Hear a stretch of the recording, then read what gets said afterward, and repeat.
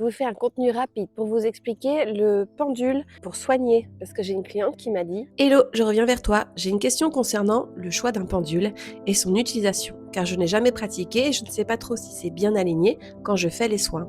Pourrais-tu me dire lequel serait le meilleur en matière, bois, cuivre, pierre? Alors, moi, je ne suis pas radiesthésiste professionnelle, donc je pense que toutes celles qui vont regarder ces vidéos ou tous ceux qui vont regarder vont rire par les poils qui s'irrissent parce que je risque de dire des bêtises, je suis désolée. Mais moi, je vais vous dire ce que je sais. Pour le soin, moi, j'utilise le pendule égyptien. C'est a priori le seul qui peut soigner. Après, pour la matière, j'ai demandé là-haut, parce qu'en vrai, je ne connaissais pas pour tout ce qui est métal. Ils m'ont dit, prends celui qui t'appelle. Voilà, point. Donc, les points positifs du bois, c'est qu'il ne se charge pas, et donc il n'y a pas besoin de le nettoyer. Alors que la pierre, il va falloir le nettoyer. Mais le point positif, c'est qu'elle a aussi une vertu en plus. Grâce à la pierre, c'est la lithothérapie.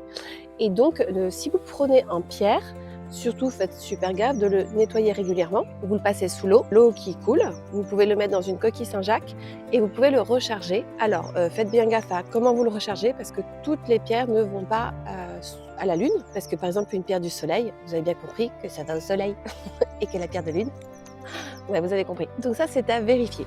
Alors, moi perso, j'ai pris ce joli petit pendule à quelqu'un qui travaille le bois. Je vais mettre son nom en description et sûrement le taguer pour la collaboration parce qu'il est magnifique.